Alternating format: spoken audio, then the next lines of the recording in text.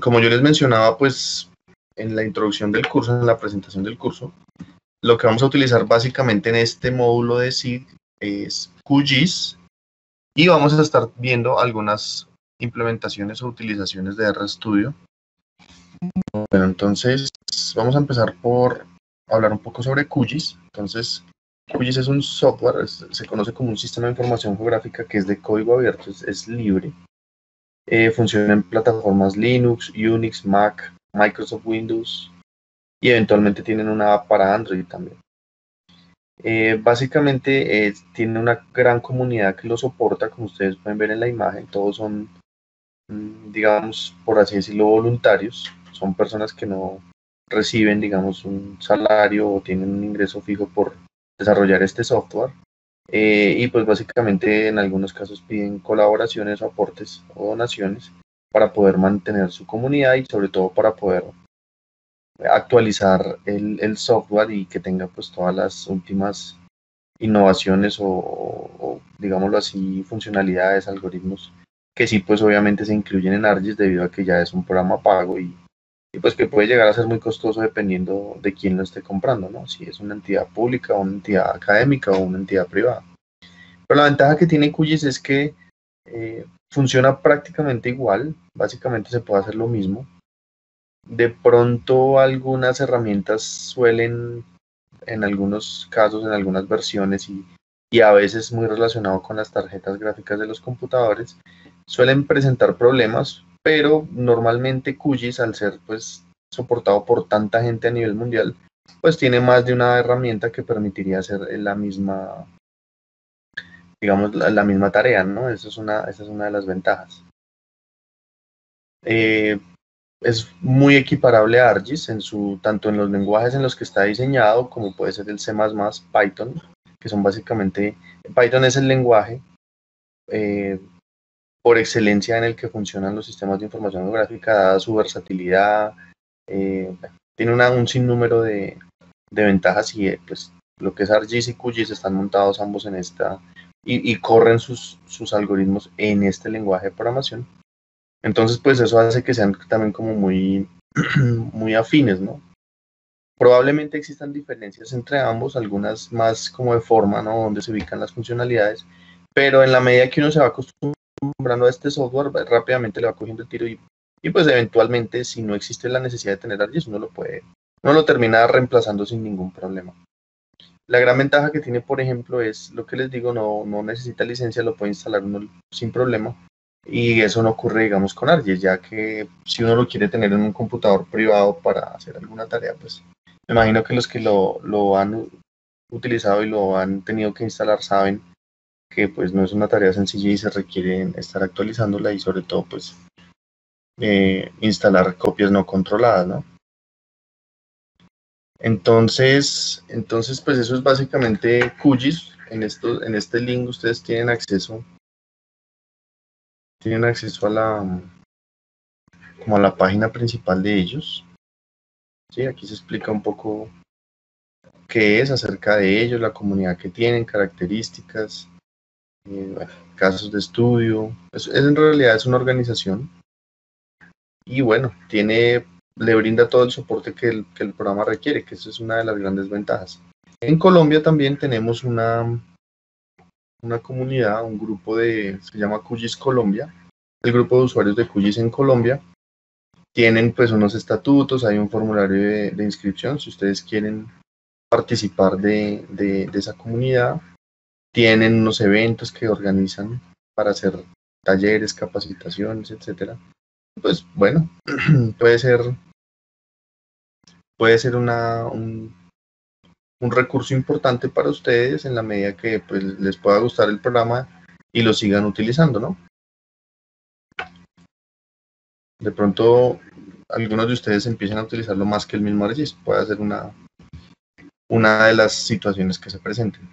Bueno, aquí tengo en este espacio, pues, como para contextualizarnos un poco entre lo que es ArcGIS y lo que es QGIS. Entonces hay como dos videos interesantes que muestran algunas de las diferencias que existen, que no son muchas, ventajas y desventajas de cada uno. van a ingresar a esta página que voy a poner acá. Y vamos a buscar aquí dentro de esta página. Entonces, aquí tenemos dos opciones. La última versión, que es el Last Release, la 3.16. Normalmente no se recomienda cuando se trabaja con QGIS bajar las últimas versiones. Suelen ser, por así decirlo, versiones no controladas que pues tienen algunas mejoras, pero pueden también tener problemas de estabilidad, ¿no? Entonces ellos por eso siempre colocan las dos opciones, la última y la última más estable que ellos han evaluado, que en este caso sería la 3.10. Entonces ya dependiendo del sistema del computador que tengan ahorita, creo que ya la mayoría son de 64 bits. Entonces bajen la versión de QGIS que les corresponde. Y una vez la descarguen, pues les va a salir aquí el instalador. Yo ya lo tengo instalado, entonces no voy a repetir este proceso, pero la idea es que una vez lo tengan descargado, ejecuten el tutorial de instalación para que les quede el programa. Entonces ya lo van haciendo en las otras versiones, ¿no? Mac, Linux, BSD y también unas versiones para Android para que las tengan en cuenta. Pero esas son más como para trabajo en campo, ¿no? Las que son para celulares.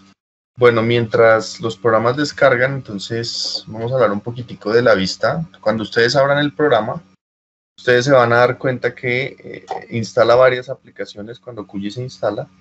Se instalan, así como cuando uno instala ArcGIS, que tiene como unos componentes que es el ArcSyn, el propio ArcGIS, el ArcCatalog, etc. QGIS también tiene una serie de herramientas que ayudan, por ejemplo, a manejar archivos o, bueno, son como varias extensiones que la verdad, digamos que no son muy utilizadas. Cuando ustedes lo instalan, normalmente uno lo busca el acceso directo como QGIS Desktop. Y luego viene la versión, en este caso la 3.10.6, si no estoy mal. Y lo recomendable es que abran uno que dice con GRASS o with GRASS. Quiere decir que les va a abrir de una vez una versión de QGIS que tiene todas las cajas de herramientas disponibles. Los que conocen ArcGIS es como si utilizaran la licencia ArcInfo, que tiene todas las extensiones pues habilitadas o disponibles para usar. En este caso, cuando ustedes escogen el ArcGIS Desktop 310 con GRASS, o sea, ustedes lo van a buscar ahí puede ser en la lupita de Windows para buscar programas, o donde tengan los accesos directos, hay una versión que es con GRASS. Esa es la que yo recomiendo que usen siempre, porque es la versión que permite tener todas las funcionalidades, todas las cajas de herramientas disponibles. En caso de que no abran esa, de pronto les toca a mitad de un procesamiento, les toca parar, cerrar la sesión y abrir todo en otra con que tenga GRASS para poder ejecutar algunas funcionalidades. Pero eso igual lo vamos a ver más adelante. Entonces, esta es la vista inicial de QGIS 310. Entonces, como nos explicaban en el video, pues tenemos una parte superior, que es donde están pues todas las herramientas, una serie de iconos que permiten activar diversas herramientas, ¿sí? Esto también, pues digamos, está presente en ArcGIS.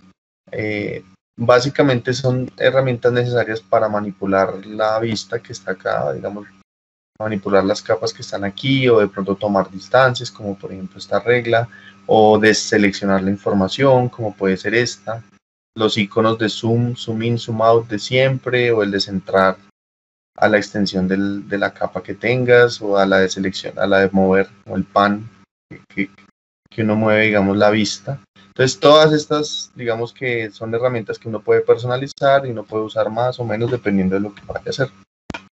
Muchas de esas las vamos a usar en el curso. Por otro lado, tenemos también lo que se conoce como el panel de capas, ¿sí? En QGIS se conoce como panel de capas. Entonces, todas las capas que se vayan abriendo en el programa, pues van a aparecer aquí, se van a desplegar. Y desde aquí se pueden gestionar, se pueden apagar, prender, remover, se puede acceder a la tabla de atributos, etcétera, etcétera. Por otro lado, tenemos la vista principal, por decirlo así. Aquí se van a graficar todas las capas que nosotros carguemos aquí. Aquí vamos a tener el listado de capas y aquí vamos a ver las capas en su extensión, por decirlo así. Y se van a desplegar con la información que contengan. Y la otra sección que tenemos aquí es la sección de la caja de herramientas. Entonces, básicamente aquí se van a mostrar todas las funcionalidades que tiene QGIS desde su caja nativa, y como ven aquí, estos plugins permiten hacer funcionalidades o hacer actividades diferentes de acuerdo con la información que queremos procesar. Importante mencionarles que tiene una caja de herramientas para análisis raster, una caja de herramientas para análisis de terreno raster, una serie de herramientas de raster, por ejemplo, para hacer cortes, para derivar pendientes, o bueno, una cantidad de funcionalidades que las vamos a ir viendo más adelante. También tiene sus cajas de herramientas nativas para procesar archivos vectoriales, como el vector análisis, el vector creation, bueno, atributos generales de los vectors, vector geometry, overlay, etcétera, etcétera. Aquí digamos que es bastante completo. Y como les digo, todos los que tienen así la Q son plugins nativos de QGIS, es decir, vienen integrados en su paquete y son pues, desarrollados por los mismos creadores del paquete. Y tal como nos lo decía, nos lo explicaban en el video, QGIS tiene algo muy interesante, y es que a través de los años ha ido integrando unas cajas de herramientas que en la práctica son como software aparte. Digamos, está el software GRASS, que es un programa de SIG que fue implementado principalmente en R, pero luego se hizo el plugin con QGIS. El GDAL también es una librería que está disponible también en R. En R se llama RGDAL. O sea, son básicamente análogas, o sea, se pueden usar en uno y en otro programa, es algo muy interesante. Y tiene toda una serie de herramientas de análisis vectorial espacial que a veces son útiles porque, de acuerdo a la versión que usemos, algunas de las funciones que están aquí pueden tener errores o no procesar o no generar el resultado que queremos. Entonces siempre podemos echar mano de la misma herramienta en GDAL, o la misma herramienta en GRASS, o también la misma herramienta en Saga. Estas tres implementaciones o cajas de herramientas ayudan a complementar y en muchos casos permiten que un procesamiento que uno quiera hacer pues salga de forma correcta y se pueda hacer. Cuando ustedes hagan un procesamiento con alguna herramienta nativa de QGIS y no les funcione bien o les genere un error, ustedes pueden probar la misma en GDAL, la misma en GRASS y la misma en Saga. Generalmente tienen todas esas cajas de herramientas tienen las mismas funcionalidades. Y en alguna de las tres, seguro, funciona bien el procesamiento que se quiere realizar.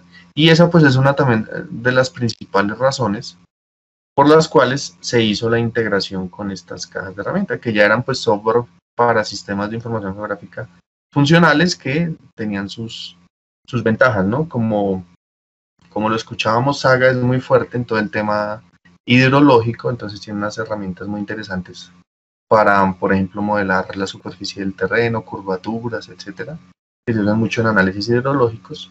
Y GRASS es mucho más fuerte en análisis espacial, ¿sí? Toda la parte de derivar pendientes, derivar mapas de aspecto, etcétera, etcétera, que pues está muy relacionado también. Lo mismo GDAL tiene unas cajas de herramientas interesantes con ambos enfoques, y realmente pues aquí lo que hay que entender es que son herramientas complementarias que más adelante, en la medida que empecemos a trabajar todas estas funcionalidades, lo vamos a ir comprobando. Y finalmente, en la parte inferior tenemos lo que se conoce como la barra de estado, donde por un lado vamos a tener las coordenadas, ¿sí? Dependiendo de si estamos trabajando en un sistema de proyección,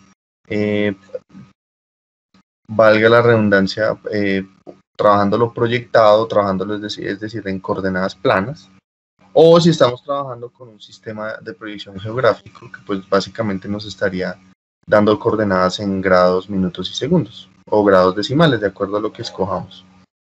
Aquí tendríamos la escala. Bueno, aquí si ustedes ven, las coordenadas están separadas con una coma, normalmente son estes y nortes, lo que tenemos aquí. Aquí tendremos la escala a la que se está proyectando la capa en este punto, ¿sí? Entonces, en este caso sería 1.209.375, es decir, que nuestra capa se está desplegando con una reducción de ese valor. Y esto es importante tenerlo en cuenta porque, pues, dependiendo de el nivel de detalle que requiramos para trabajar la capa, pues vamos a ir cambiando esta escala que se muestra acá. Y es únicamente una escala de visualización. No es la escala con la que fueron desarrolladas las capas, ni tampoco es la escala con la que se va a imprimir el mapa. Es solamente una escala con la que estamos actualmente trabajando en nuestra vista del mapa. Para la escala final de generación del mapa, ya en el panel de elaboración de mapas, pues uno la define. Y para la escala en la que se trabajó la información que estoy trabajando aquí, pues eso sí hace parte de los metadatos o del conocimiento que yo debo tener de esa capa. ¿Quién la elaboró? ¿Cuándo? ¿Qué metodología usó? Y sobre todo, ¿qué escala o resolución tiene esa información? Entonces son como niveles diferentes de información o de posibilidades con respecto a la escala, y es muy importante que ustedes lo tengan claro. Aquí tenemos un magnifier o un amplificador, pues en este punto está al 100%, es decir, que no estoy amplificando nada. Aquí tengo un comando de rotación, es decir, yo puedo girar la capa. Por defecto, toda la información tiene el norte hacia arriba, toda la información organiza o muestra el norte de esa información en la parte superior, pero si yo cambio la rotación, pues puedo alterar eso y puedo poner en otro ángulo del norte. Digamos que pues normalmente uno no lo hace, pero pues tiene la funcionalidad, es importante mencionarlo. Aquí tenemos el indicador del sistema de proyección que estamos usando. Los códigos de proyección se manejan, más bien los sistemas de proyección se manejan a través de unos códigos EPSG, como ven ahí. Y en este caso estamos trabajando con el código EPSG 4326. Ese 4326 corresponde con el sistema WGS84. Que ustedes recordarán que es el sistema geodético mundial que fue definido en el año 84 y que es básicamente el sistema que se maneja actualmente, o que es como el de referencia a nivel mundial. Acuérdense que eso está anclado a través del CIRGAS a lo que es las Américas y a través del MAGNA a lo que es Colombia. Y por ende, pues nosotros, al tener un sistema geocéntrico, pues somos compatibles y nos podemos transformar de una forma directa con este sistema WGS84, como ustedes están viendo aquí. Los sistemas colombianos, ¿sí?, como puede ser el Magna CIRGAS Colombia-Bogotá o los diferentes variaciones que existían hasta mayo de 2020 del sistema Magna CIRGAS, tienen unos códigos específicos. Por ejemplo, el Magna CIRGAS Colombia-Bogotá es el EPSG 3116, y de ahí para arriba pues varía el etcétera, van a tener un código pues ascendente, 16, 17, 18, etcétera. Eso básicamente uno lo manipula en el software cuando uno hace la selección del sistema de proyección que quiere usar, o cuando uno quiere transformar un sistema de proyección de una capa a otro, porque digamos que se quiere utilizar un sistema diferente al que es el original de la capa.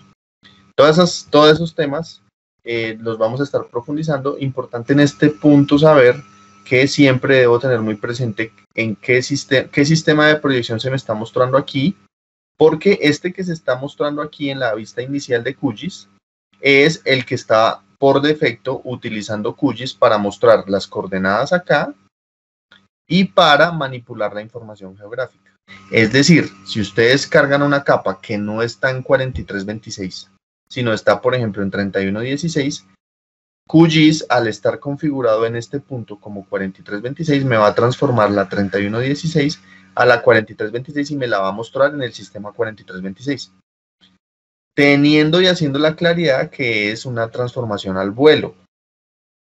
Entonces, cuando yo digo al vuelo, quiere decir que es solo para efectos de visualización, pero la capa no cambia su sistema de proyección. Si la capa llegó en 3116, a menos a que yo haga un proceso específico de cambio de coordenadas, va a permanecer en 3116, y lo único que va a hacer QGIS es hacer una transformación al vuelo para mostrármela en el otro sistema sin alterar la información original de la capa. Entonces, esta es la vista de QGIS, muchachos. Es un programa muy sencillo, muy intuitivo. Ya ustedes se van a ir dando cuenta en la medida que lo operemos. Y pues, para los que conocen ArcGIS, pues no va a ser nada novedoso. Es básicamente un tema más de iconos cómo cambia, en dónde están las funcionalidades y aplicar. Pero el principio de funcionamiento es igual. R es básicamente un lenguaje de programación, ¿sí?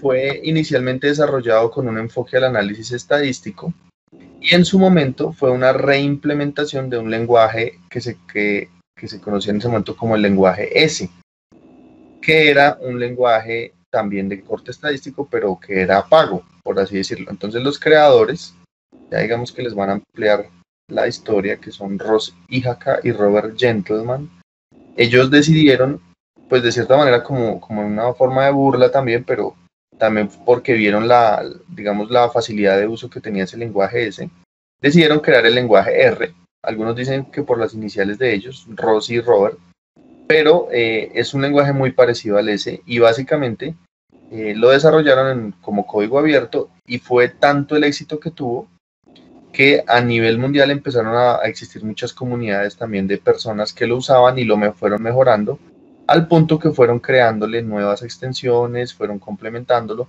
y R dejó de ser un lenguaje solamente enfocado en la estadística para pasar a ser un lenguaje ampliamente usado con otros fines, por ejemplo, distribución de especies, por ejemplo, sistemas de información geográfica, análisis y procesamiento de imágenes, toda esta parte de visión por computador que es importante mencionar que se hace principalmente en Python, en alguna época en MATLAB, también se puede hacer en R, existen las mismas funcionalidades y librerías para R. Y bueno, básicamente un lenguaje orientado a objetos, ¿sí? Que es algo muy importante mencionarlo, es su entorno se basa en la creación de objetos. Yo ingreso a la interfaz y empiezo a crear objetos que posteriormente proceso o opero entre ellos con el fin de obtener un resultado. Tal vez ustedes me han escuchado en las clases hablar de R, pero también mencionar otro programa que es RStudio. Entonces es importante aclarar porque no son lo mismo, pero son complementarios. Entonces, como veíamos, R es un lenguaje de programación para análisis de datos y es muy fuerte, tiene un motor gráfico muy fuerte, que de hecho ha sido una de las principales atracciones y razones para que muchos investigadores a nivel mundial lo hayan utilizado. Sí, digamos que el plugin o la extensión con la que se elaboran gráficos lo hace muy versátil y uno puede hacer unos gráficos increíbles que, pues, por ejemplo, en Excel no sería posible hacer. ¿Sí? Se pueden combinar muchas variables. Existe una librería que es la ggplot, que es una cosa impresionante que sirve hasta para hacer mapas, o sea, permite manejar una cantidad de funciones, inclusive vistas en 3D y demás que hacen que los gráficos puedan salir con una calidad muy superior. Entonces, por eso es muy reconocido por ese tema. Como vemos, pues es un software libre que corre en diferentes sistemas operativos y tiene pues una interacción por línea de comandos, es decir, trae su herramienta pues para ingresar comandos, ¿sí? Su consola, que se conoce como consola de comandos, donde uno básicamente pues empieza a decirle a R qué es lo que necesita obtener. Entonces la web de este programa de R es esta, wrproject.org. Entonces se las voy a copiar aquí porque vamos a entrar y vamos a descargar la última versión de R.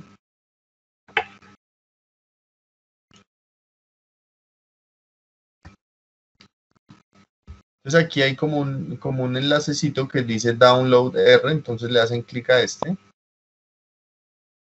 Y nos va a llevar a una serie de espejos. La CRAN es la organización que administra R.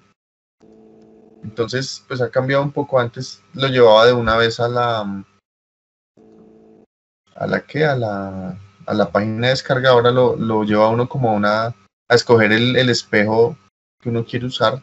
Pues aquí hay uno de Colombia que está en la Universidad ICESI. Ese creo que está en Cali, si no estoy mal.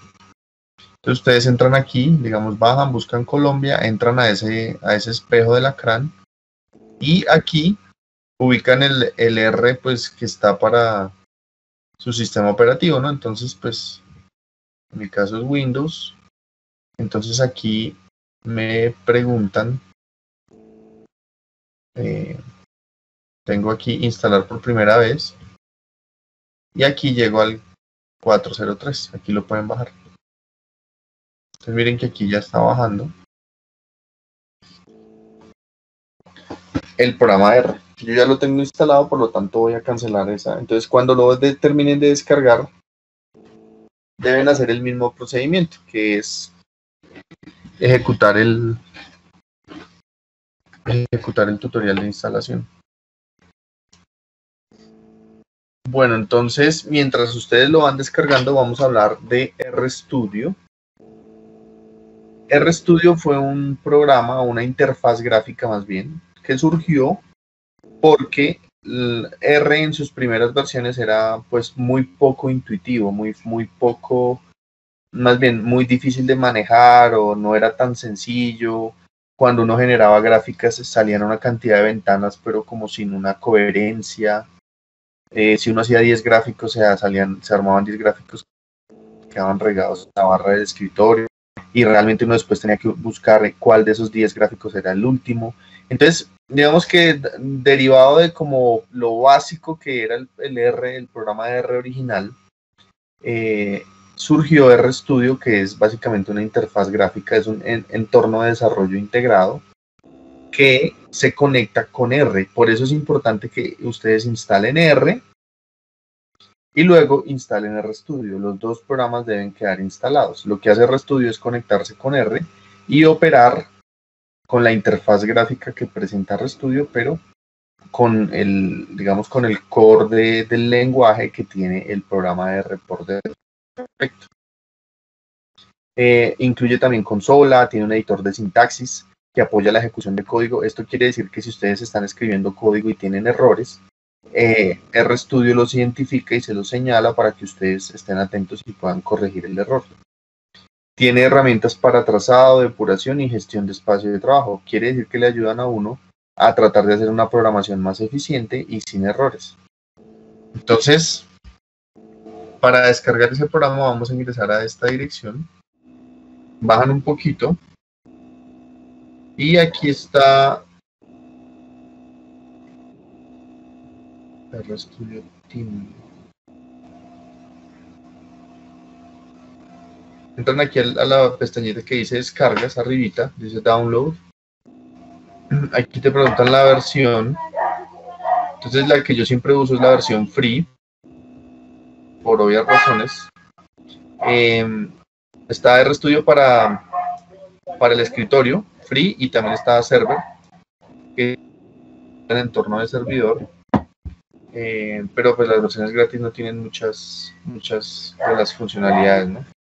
Entonces aquí les dice que primero deben instalar R, que requiere la versión R3.01, estamos instalando la 4 o superior, y cuando ya la tengan instalada, entonces aquí él les da como una recomendación del RStudio para mi sistema, entonces ustedes la descargan, le hacen clic ahí, y ahí empieza a bajar el RStudio. ¿Es mejor escoger RStudio servidor? No, digamos que no es necesario, no lo vamos a implementar en la clase. Con el de escritorio que cada uno va a usar está bien. El servidor es cuando se trabaja en entornos de red, por ejemplo en oficinas o en empresas, donde digamos un solo servidor tiene el server instalado y los demás de una dirección IP. Entonces pues no es mucho la diferencia, en nuestro caso no va a haber ninguna ganancia. Y de pronto sí, por estar en server podemos hacer que sea más lento el programa. Entonces este también lo descargan y hacen el proceso de instalación.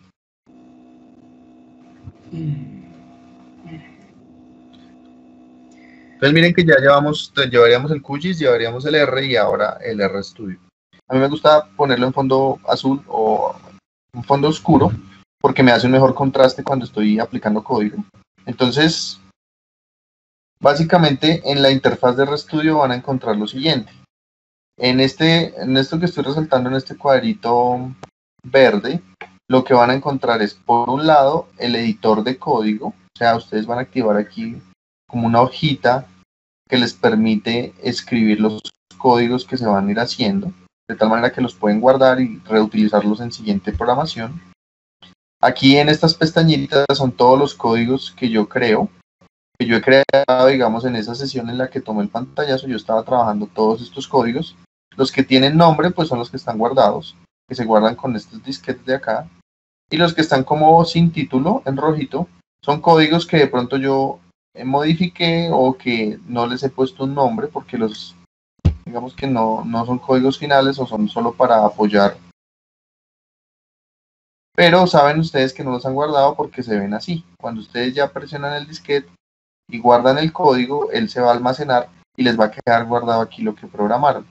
Eso es algo muy interesante porque ustedes pueden desarrollar un código genérico que después lo pueden aplicar en muchos proyectos y pueden solamente guardar el archivo, o por ejemplo usan una línea de código que hace una función específica que ustedes después más adelante en otro proyecto se acordaron que la tienen que hacer nuevamente y se acordaron que la tenían en otro código.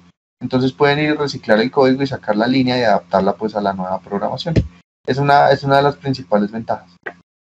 Y aquí arribita hay como unas funciones que permiten programar, digamos que configurar el programa y hacer diferentes tareas que vamos a ir, como definir por ejemplo el directorio de trabajo, etcétera, que vamos a ir trabajando. Entonces aquí, como les digo, esta sería como una de las partes más importantes en la medida que yo puedo tener el código. En la parte inferior tenemos la consola, es la consola de comandos, donde básicamente todo lo que ustedes escriben aquí y ejecutan, aquí se va a ir ejecutando. Esta es la consola que hace los procesamientos y la que les dice pues el avance y si el código está bien o si tiene errores, etcétera. Aquí ustedes van a ver ese avance de su programación. Ustedes después, yo después les puedo explicar si ustedes quieren cambiar el fondo para que no se vea blanco sino azul o de otro color. Ahí hay unas opciones aquí en Tools y en Opciones. Yo les explico eso posteriormente. Como les digo, yo les cambio el color para el contraste, para temas de contraste. Aquí tenemos en este cuadro azul, lo que quiero resaltar aquí es lo que conocemos como el ambiente de trabajo. Como esto es un objeto, esto es un lenguaje orientado a objetos, ustedes aquí en el código van a ir creando objetos. Esos objetos van a ser almacenados en este ambiente de trabajo. Entonces, por ejemplo, en esta pantalla que ustedes ven, yo había creado un objeto que se llamaba dates, un objeto tipo fecha, que tenía 98 observaciones de una variable. Entonces, ese archivo al ser creado aquí, al ser ejecutado en el código, de una vez se almacena en el ambiente de trabajo y aquí me va a salir un listado de objetos que yo estoy trabajando en mi código. Esto es importante porque tengo como una relación clara de qué he ejecutado, qué no, y a veces uno comete errores. Y pues puede aquí con esta escobita borrar lo que tiene acá y volver a correr el programa para, digamos, garantizar que funciona bien. Entonces es importante mencionar esto. Este es el ambiente global de trabajo. Hay otras pestañitas. Ese es el de la historia. Te va a mostrar como el log, por así decirlo, el histórico de operaciones que has hecho. Y este es el de conexiones, si tú has hecho conexiones externas, por ejemplo, a bases de datos. Y en la parte inferior lo que tenemos aquí es como una ventana múltiple que permite gestionar archivos, que permite gestionar gráficos. Entonces, si ustedes desarrollan un gráfico aquí, lo corren, digamos, y aquí se despliega. Si ustedes generan un nuevo gráfico, el nuevo reemplaza al viejo, pero únicamente van a salir en este espacio, lo cual es como algo ideal porque gestiona la generación de gráficos de una forma ordenada. Si ustedes quieren exportar esos gráficos, lo pueden hacer por aquí, a PDF, a JPG, a lo que quieran, o lo pueden hacer por código también, de tal manera que sea automático. Aquí tenemos los paquetes en esta pestaña, entonces va a haber la lista de paquetes que tienen instalados por defecto en su programa. Aquí está la pestaña de ayuda, ustedes pueden buscar funciones, cómo operan, etcétera. Y un viewer, que es también una pestaña para visualizar en general resultados, archivos, etcétera, de los procesamientos. Digamos que esta es la interfaz general de RStudio, no es otra, eso es básicamente lo que estaríamos trabajando. Y pues en la medida que lo vayan ustedes trabajando, pues van a familiarizarse muchísimo con muchas de las herramientas. En este programa es donde vamos a estar desarrollando los visores web. Entonces, eso es algo interesante que quería contarles sobre RStudio.